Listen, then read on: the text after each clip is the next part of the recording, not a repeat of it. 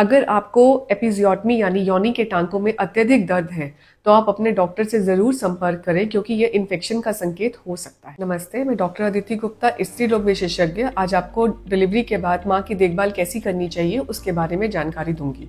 प्रसव यानी डिलीवरी के बाद माँ का ध्यान रखना उतना ही जरूरी है जितना कि प्रेगनेंसी के दौरान। शिशु के जन्म के बाद माँ के शरीर में शारीरिक व भावनात्मक बदलाव आते हैं जो कि सीधा असर माँ की सेहत पर पड़ता है। प्रसव यानी डिलीवरी के बाद माँ की देखभाल इमीडिएटली हॉस्पिटल में ही शुरू हो जानी चाहिए, जो कि 6 से 8 हफ्ते तक चलनी चाहिए, चाहे वो नॉर्मल डिलीवरी हो या फिर सिजेरियन सेक्शन हो। अगर आपकी नॉर्मल डिलीवरी हुई है तो प्रसव के बाद आपका अपना खुद का ध्यान रखना आसान है। नॉर्मल डिलीवरी के दौरान आपको एपिजियोटमी या योनि में टांके लगते हैं जिसका दर्द आपको कुछ हफ्ते तक महसूस हो सकता है, जिसके लिए आप डॉक्टर से दर्द निवारक क्रीम या स्प्रे ले सकते हैं। घाव की बर्फ से सिकाई करें या फिर अपनी सुविधा के अनुसार आप गर्म पानी के टब में भी बैठ सकते हैं। जब तक घाव नहीं भरता है तब तक आप सॉफ्ट पैडेड रिंग्स या सॉफ्ट तकिए पर ही बैठें। अगर आपको एपिजियोटमी यानी योनि के टांकों में अत्यधिक दर्द है तो आप अपने डॉक्टर से जरूर संपर्क करें क्योंकि यह इन्फेक्शन का संकेत हो सकता है।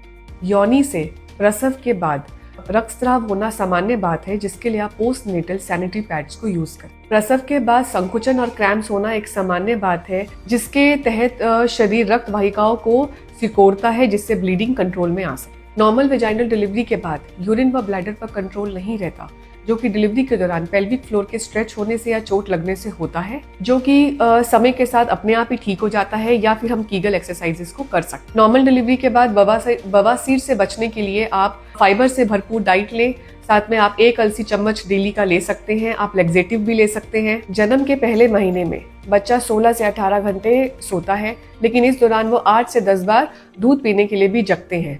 ऐसे में नींद पूरी करने का सबसे अच्छा तरीका है कि जब आपका बच्चा दूध पीकर सोए तो उसके साथ आप भी सो जाएं, ताकि आपकी नींद पूरी हो सके। रोजाना 7 से 8 घंटे की नींद लेना बहुत जरूरी है। शिशु की देखभाल में शिशु का ध्यान रखना, शिशु के डायपर बदलना, शिशु को साफ रखना, शिशु को दूध पिलाना, डकार दिलाना सभी नई माँ को करना पड़ता है, जिससे माँ जो है वो अधिक थकान महसूस करती है। और हार्मोनल इम्बैलेंस की वजह से मरीज में बेबी ब्लूज या पोस्टमार्टम डिप्रेशन हो सकता है, जैसे कि मरीज का बार बार रोने का मन करना, बेचैनी होना, किसी काम में मन ना लगना, नींद ना आना।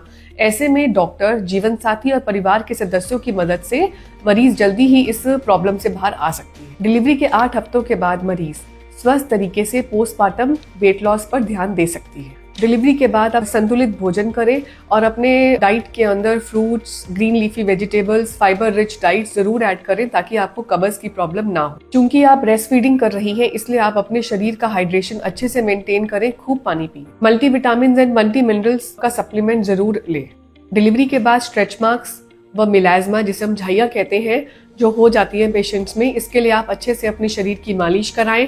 अपने शरीर को अच्छे से आप मॉइस्चराइज करके रखें, अच्छे से अपना हाइड्रेशन मेंटेन करें, तो ये धीरे धीरे समय के साथ अपने आप कम हो जाती हैं और खत्म हो जाती है। Thank you.